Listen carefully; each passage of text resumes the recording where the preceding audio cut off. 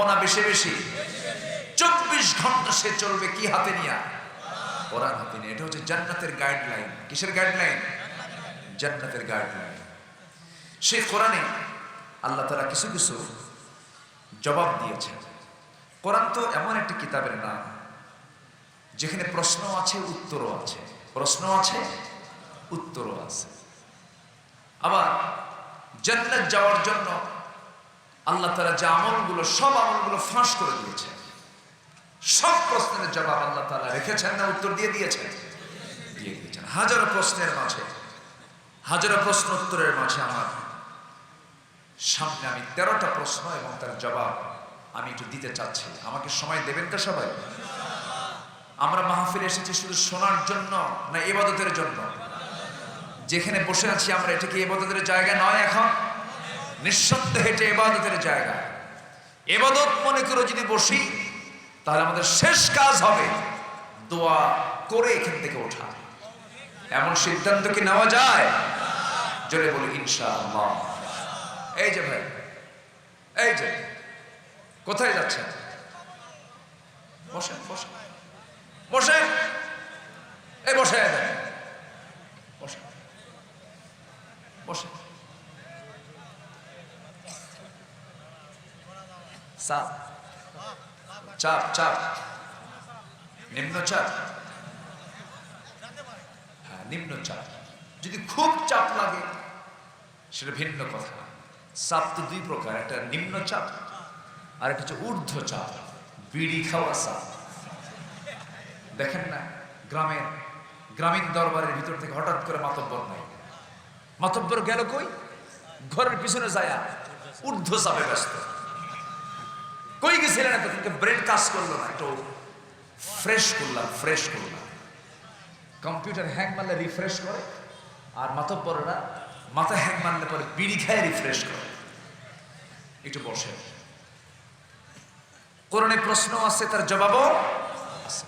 হাজারো প্রশ্নের মাঝে 13টা প্রশ্ন আমি আজকে একটু প্রেজেন্ট করি। আবার মূল আলোচনার দিকে আস্তে আস্তে চলে যাচ্ছি। ওহুয়া মুমিন, মুমিন যে ব্যক্তি বলবে আমি মুমিন, সে যদি মুমিন হতে পারে তার জন্য অবশ্যই জান্নাত আছে না নাই? জান্নাত কয় বিঘা? কি কয় বিঘা? জান্নাতের কোনো বিঘা জানা আছে আপনাদের? বিঘা জানা আছে?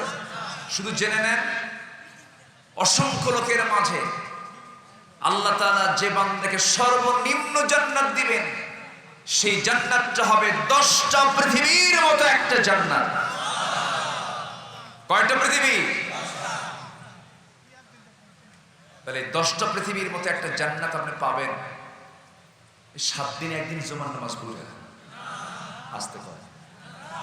হ্যাঁ, 7 দিনে একদিন জুমার নামাজ পড়ে। এত সস্তা জান্নাত না, এত বড় একটা জান্নাত।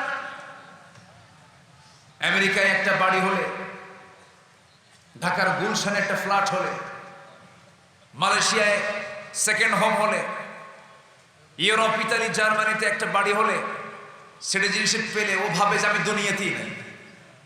আল্লাহ বলছেন সর্বনিম্ন জান্নাত আমি তোমাকে দেব হলো 10টা পৃথিবীর মতো একটা জান্নাত, যা চোখ দেখেনি,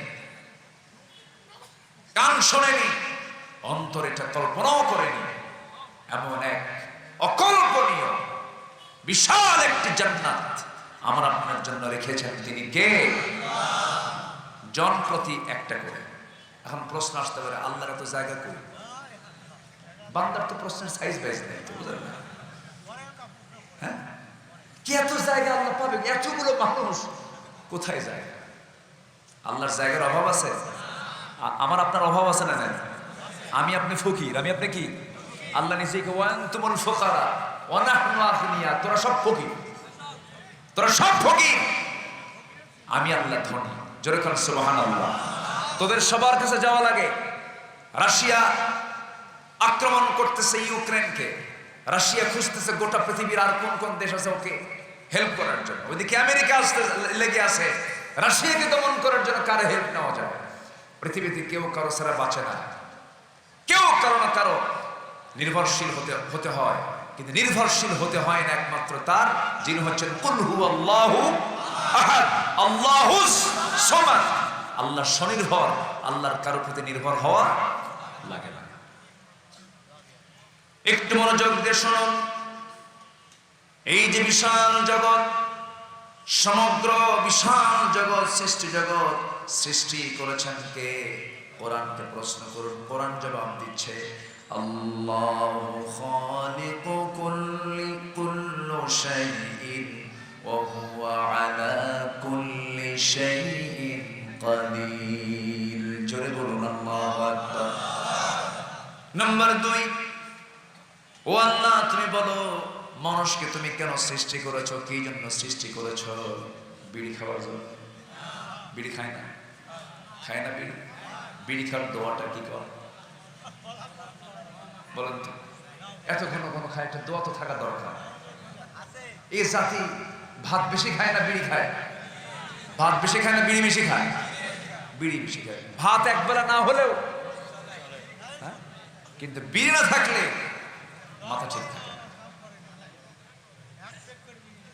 আমার গ্রামে কিছু জমি আছে, আমার বাবা কিছু জমি আছে, তো যে দিন সকাল থেকে সন্ধ্যা পর্যন্ত যে কাজ করে এই এলাকায় কি করে? কিষান। তো কিষান কাজ করতেছে, আমাকে আর বলার সাহস পাচ্ছে না।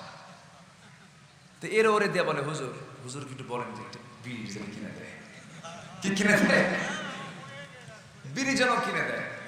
তাই বললাম যে আমি তো আমার টাকা দিতে বিড়ি কিনে দিতে পারবো না। হুজুর বিড়ি যদি না কিনে দেন কাজ কিন্তু খুব কম হবে, কাজের গতি থাকবে না। কাজের গতি বাড়াতে হলে বিড়ির টানের গতি বাড়ায় দিতে হবে। চিন্তা করে আল্লাহ রাব্বুল আলামিন মানুষকে কেন সৃষ্টি করেছেন? হারাম কোনো খাবার গ্রহণ করার জন্য নয়, সময়টাকে নষ্ট করার জন্য নয়। সময় তো খুব দামি জিনিস। এই পৃথিবীতে সবচেয়ে বড় অপরাধ হলো বান্দার জন্য যে বান্দার সময়কে নষ্ট করে। এখানে বসে আছি, আমাদের সময়কে নষ্ট হচ্ছে নাকি? সময় নষ্ট হচ্ছে নাকি? মাজলিসু ফিকহিন খায়রুম মিন 60 সানা।